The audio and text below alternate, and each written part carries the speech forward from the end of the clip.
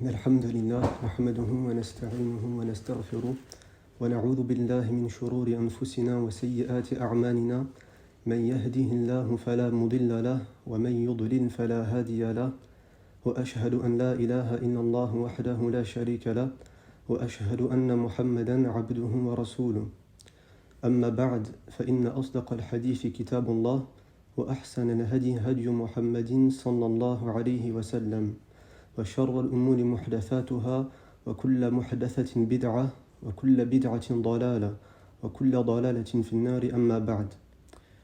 Allah Azza wa Jal a informé dans son humble livre qu'il a créé l'homme pour un but précis et une fonction précise et pour une destination bien précise aussi. Et le prophète sallallahu alayhi wa sallam a certes clarifié cette voie-là que le croyant doit emprunter pour concrétiser ce pourquoi Allah Azza wa Jal l'a créé. Et Allah Azza wa Jal a créé les djinns et les hommes pour son adoration. Et parmi les plus grandes adorations compte le mariage. Le mariage compte parmi les plus grandes adorations et compte parmi les plus grands bienfaits qu'Allah octroie à son serviteur. Et il incombe au serviteur, lorsqu'il se marie, d'avoir plusieurs intentions. Tout comme il lui incombe d'avoir plusieurs bonnes intentions dans toute sa vie. Même dans les choses qui sont pour lui des habitudes, comme par exemple le sommeil, la nourriture. Par exemple, il va dormir avec l'intention de se renforcer pour l'adoration d'Allah Azza wa Jal, manger avec l'intention de se renforcer aussi pour adorer Allah. Dans toutes ces choses-là qui sont des habitudes, si l'intention est bonne, cela peut se transformer en une adoration. Et Allah Azza wa Jal dit dans son humble livre وَمِن كُلِّ شَيْءٍ خَلَقْنَا زَوْجَيْنِ. De toutes choses, nous avons créé un couple. Et ceci fait partie de la spécificité de sa création. Quant à l'unicité, celle-ci revient exclusivement à Allah Azza wa Jal, seul sans associé. Et par conséquent, celui qui se marie, lorsque le serviteur se marie, il accomplit cette loi-là qu'Allah a placée dans sa création, et il la concrétise.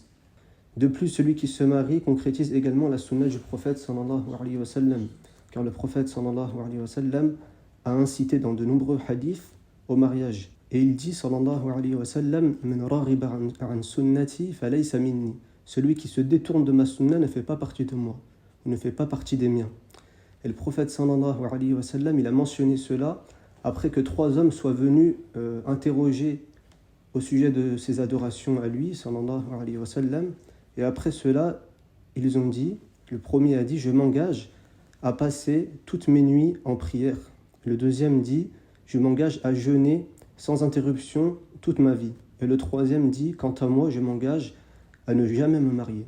Et lorsque le prophète sallallahu alayhi wa sallam, il a été informé de cela, de la parole de ces 3 hommes, il vint les voir et leur dit, pour corriger cela, je jeûne un temps et je mange un autre. Je prie une partie de la nuit et j'endors une autre.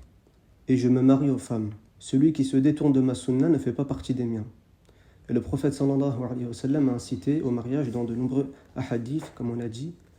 Il a incité au mariage avec la femme aimante, fertile, afin qu'il puisse se vanter au jour de la résurrection du grand nombre de sa communauté.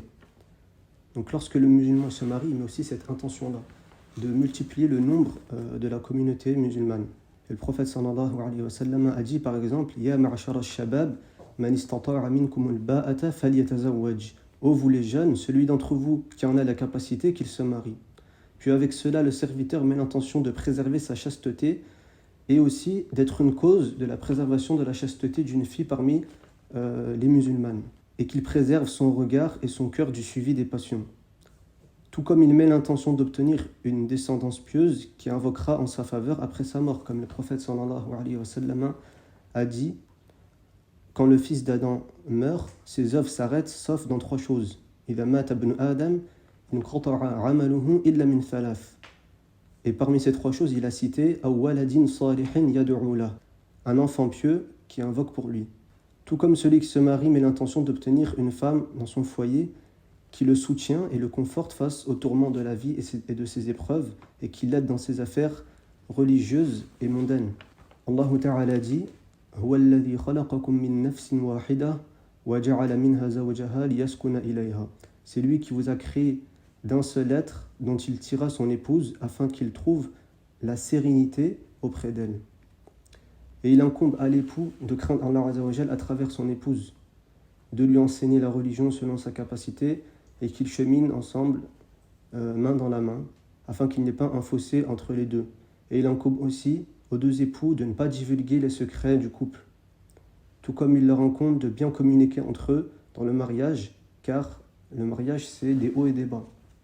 C'est pas toujours tout beau tout rose, et la bonne communication permet de régler les malentendus et les problèmes. Et il faut également veiller à ne pas faire sortir les problèmes du foyer, car c'est à ce moment-là que les problèmes empirent.